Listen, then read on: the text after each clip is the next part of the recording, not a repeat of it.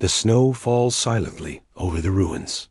Somewhere beneath the shattered concrete and twisted steel, a soldier's hand still clutches a photograph of home. The city that once bore Stalin's name has become a graveyard of empires, where two ideologies collide in the most brutal confrontation humanity has ever witnessed. This is Stalingrad, where the fate of the world hangs in the frozen air of a Russian winter, and where more than 2 million souls will fight, suffer, and die in a battle that will change the course of human history forever. In the summer of 1942, Adolf Hitler stands before his maps, his finger tracing a line across the vast expanse of Soviet territory. The German war machine has already swallowed much of Europe. France has fallen. Britain stands isolated. Now, the Führer's ambition turns eastward, toward the oil fields of the Caucasus and the industrial heart of the Soviet Union. But between the Wehrmacht and its prize lies a city on the Volga River, a city that bears the name of Hitler's greatest enemy. Stalingrad must fall, not merely for strategic reasons, but as a symbol. To capture the city named after Joseph Stalin would be to strike at the very soul of Soviet resistance. The German Sixth Army, commanded by General Friedrich Paulus, is among the finest fighting forces ever assembled. These are the same soldiers who swept through Poland in weeks, who conquered France in a lightning campaign, who seemed unstoppable in their advance. Nearly 300,000 men, supported by tanks, artillery, and the Luftwaffe's aerial might, begin their approach to Stalingrad in late August. They expect another victory, another city to add to their list of conquests. They cannot imagine that this city will become their tomb. Stalingrad stretches along the western bank of the Volga River like an industrial serpent, its factories and warehouses belching smoke into the sky. Before the war, nearly 500,000 people called this place home. They worked in the tractor factories that have now been converted to produce tanks. They lived in apartment blocks that lined the riverbank. They walked streets named after revolutionary heroes. But as the German army approaches, Stalingrad transforms. The civilians who remain become soldiers. The factory workers become defenders. Every building becomes a fortress. Every street a battlefield. Joseph Stalin himself issues the order that will define the battle. Not one step back. The Soviet leader understands what his German counterpart knows. This battle is about more than territory. It is about will. It is about which nation can endure more suffering, sacrifice more sons, and cling more desperately to victory. Stalin sends General Vasily Zhukov to command the 62nd Army, the force tasked with holding Stalingrad at any cost. Zhukov is a hard man, shaped by years of war and revolution. He looks at the city and sees not buildings, but weapons. Every pile of rubble becomes cover. Every basement becomes a stronghold. He will turn Stalingrad into a fortress of ruins. The German assault begins with fire from the sky. On August 23, 1942, the Luftwaffe launches one of the most devastating aerial bombardments in history. Wave after wave of bombers fill the sky, their shadows passing over the city like angels of death. The bombs fall like rain, and Stalingrad erupts in flames. Wooden buildings become infernos. Fuel tanks explode with such force that the ground shakes. The Volga itself seems to burn as oil spreads across the water's surface. Thousands of civilians die in a single day, many of them women and children who had nowhere to run, nowhere to hide. The smoke rises so high that pilots can see it from over 100 miles away. When the sun sets that evening, it sets over a city transformed into hell. But Stalingrad does not surrender. From the ruins, Soviet soldiers emerge. They are young men from farms and factories, school teachers and engineers turned into warriors by necessity. They are old men who remember the revolution. They are women who take up rifles alongside their husbands and brothers. They look at the advancing Germans and make a choice that will echo through history. They will not retreat.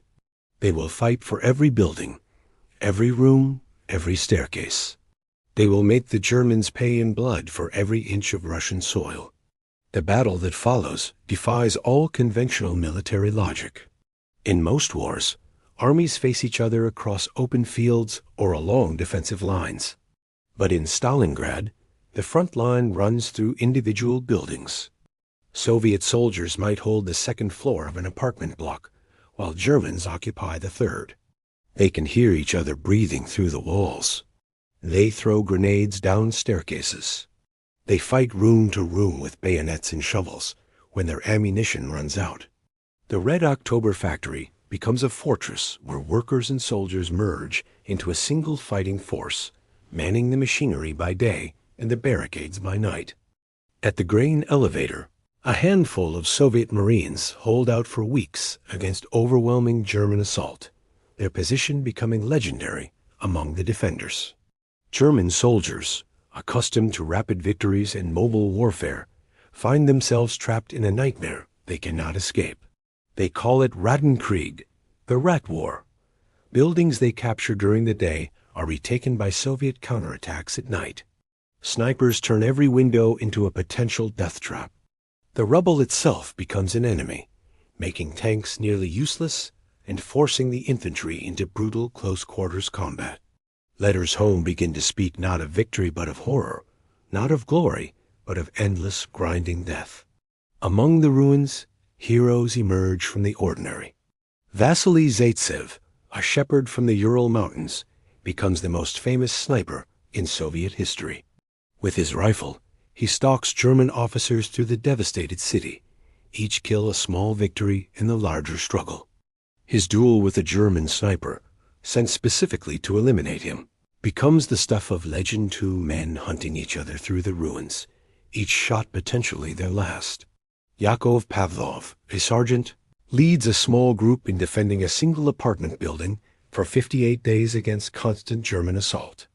Pavlov's house becomes a symbol of Soviet resistance, a fortress that refuses to fall despite being surrounded and bombarded daily. As September gives way to October, the battle intensifies. The Germans push forward, capturing more of the city, compressing the Soviet defenders into an ever narrower strip along the Volga. At points, the front line is so close to the river that Soviet soldiers can feel the water at their backs. Supply becomes a desperate gamble. Boats and rafts must cross the Volga under constant artillery fire, bringing ammunition and reinforcements while evacuating the wounded. Many vessels never make it across. The river runs red on particularly brutal days, filled with the debris of war and the bodies of the fallen. General Paulus believes victory is within his grasp. His forces control 90% of the city. The Soviet defenders are exhausted, running low on supplies, clinging to small pockets of resistance. But he does not see what is happening beyond the city, in the vast steppes where Soviet generals are gathering their strength. While Hitler's attention remains fixed on Stalingrad, while German resources pour into the urban meat grinder, the Red Army is preparing something unprecedented. Winter arrives early in November, bringing with it winds that cut through uniforms and flesh alike. The temperature plummets. The Volga begins to freeze. German soldiers, still wearing their summer uniforms, because Hitler insisted the war would be over before winter, begin to suffer from frostbite and hypothermia. They burn furniture to stay warm. They wrap their feet in newspaper. They watch the sky for supply planes that arrive less frequently as Soviet air defenses improve. And still, they fight on, because retreat is unthinkable, because Hitler has declared that Stalingrad must be taken. On November 19th, 1942, the world changes. In the frozen darkness before dawn, Soviet artillery opens fire to the north and south of Stalingrad. Over 1 million Soviet soldiers, supported by thousands of tanks and artillery pieces, launch Operation Uranus. The offensive targets not the German Sixth Army directly, but the weaker Romanian forces protecting its flanks. Like a hammer striking from two sides, the Soviet pincer movements smash through the defensive lines. Within days, they meet behind Stalingrad, encircling Paulus and his entire army. The hunters have become the trapped. Inside the pocket, the German Sixth Army faces a terrible choice. General Paulus requests permission to break out, to retreat while there is still time. His officers plead with him to act. But Hitler refuses. The Führer declares Stalingrad a fortress and orders the Sixth Army to hold its position. He promises that Hermann Göring's Luftwaffe will supply the army by air, delivering the hundreds of tons of supplies needed daily. It is a promise built on fantasy. The Luftwaffe lacks the aircraft, the fuel, and the ability to fly through Soviet-controlled airspace. But Hitler's word is law, and so 300,000 men settle in to starve.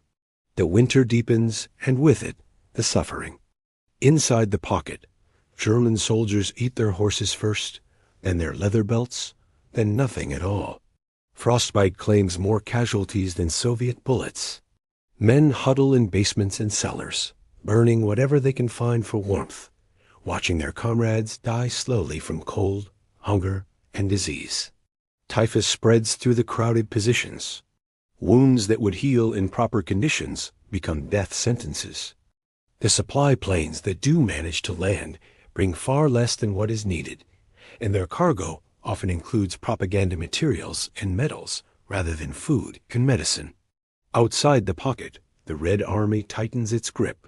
They are no longer the desperate defenders clinging to ruined buildings. Now they are the besiegers, the ones with momentum and hope. Soviet artillery pounds the German positions without pause. Soviet infantry probe for weaknesses, launching attacks designed to wear down the trapped army piece by piece.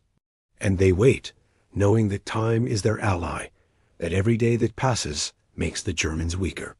In December, Field Marshal Erich von Manstein launches a desperate rescue attempt. His panzer divisions drive towards Stalingrad, attempting to break through the Soviet encirclement and create a corridor for the Sixth Army's escape. For days, the outcome hangs in balance. The panzers advance to within 30 miles of the pocket. Paulus could attempt a breakout to meet them. But Hitler's orders remain unchanged: hold Stalingrad, and Paulus, the obedient soldier, does not act without permission. The moment passes. Soviet reinforcements arrive and push Manstein back. The last chance for rescue vanishes into the winter snow. January 1943 brings the final agony. The Soviet forces launch their last major offensive against the pocket, splitting it into smaller pieces, crushing resistance sector by sector. German soldiers, too weak to fight, surrender in groups. They emerge from cellars and bunkers looking like walking corpses, their eyes hollow, their bodies skeletal. The mighty Wehrmacht, which had seemed invincible, is reduced to shambling ghosts who can barely hold their weapons. On January 31st, 1943, Adolf Hitler promotes Friedrich Paulus to Field Marshal, a cynical gesture meant to suggest that Paulus should commit suicide rather than surrender, as no German field marshal had ever been captured. But Paulus chooses life. He surrenders himself and his command. In the following days, the remnants of the Sixth Army lay down their weapons. Of the 300,000 men who entered the pocket, fewer than 90,000 survive to become prisoners. Most of these will not survive Soviet captivity. They will die in labor camps, from disease, from starvation, from wounds that never healed. Only about 6,000 will ever see Germany again. The cost of Stalingrad staggers the imagination. Soviet military casualties exceed 1 million, with hundreds of thousands more civilian deaths. The city itself is erased, reduced to rubble so complete that after the battle, visitors struggle to believe a city ever stood there. But from this ruin emerges something Hitler never anticipated. The myth of German invincibility dies at Stalingrad. The Wehrmacht, which had advanced across Europe with seemingly unstoppable momentum, is broken. The eastern advance halts. The tide of war begins to turn. In Germany, the defeat cannot be hidden. For the first time, the Nazi regime declares national mourning. Propaganda Minister Joseph Goebbels delivers his famous total war speech, calling for absolute commitment to the war effort. But the speech reveals something deeper: desperation. The triumphant confidence of the early warriors has given way to the grim realization that Germany might lose. In the Soviet Union, Stalingrad becomes a sacred name. It is the city that did not break, the people who would not surrender, the battle that changed everything. The victory provides Stalin with the prestige and confidence he needs to negotiate with the Western Allies as an equal. At Tehran and Yalta, he sits across from Roosevelt and Churchill, not as a desperate defender, but as the leader whose armies turned back the Nazi tide. The Soviet Union's status as a superpower is forged in the ruins of Stalingrad. But beyond politics and strategy, Stalingrad represents something profound about human nature itself. It shows how ordinary people, when faced with absolute evil, can find within themselves extraordinary courage. The factory workers who became soldiers, the teenagers who became snipers, the civilians who refused to evacuate, they made a choice to stand against darkness regardless of the cost. Their suffering was immense, but their sacrifice meant that the darkness did not prevail. The ruins of Stalingrad also reveal the terrible logic of totalitarian ambition. Hitler's refusal to allow retreat, his obsession with symbols over strategy, his willingness to sacrifice an entire army for his pride, these decisions condemn hundreds of thousands to death. Stalin's not one step back order, while ultimately successful, shows a similar disregard for human life, a willingness to spend soldiers like currency in pursuit of victory. The battle becomes a clash not just of armies, but of ideologies that place abstract goals above human suffering. Today, the city rebuilt from those ruins bears a different name, Volgograd, but its battle can never be forgotten. The massive monuments that stand there, particularly the towering figure of Mother Russia on Mamayev Kurgan, the hill that changed hands dozens of times during the fighting, remind visitors of what transpired. Beneath the monuments lie the bones of thousands still undiscovered, still entombed in the earth they died defending. The Battle of Stalingrad teaches us that history as turning points are not abstract events, but intensely human experiences, composed of individual moments of fear and courage, suffering and endurance, death and survival. Every statistic represents a person, someone's son or daughter, husband or wife, someone who had dreams and fears, who loved and hoped, and ultimately gave everything in a struggle they did not choose but could not abandon.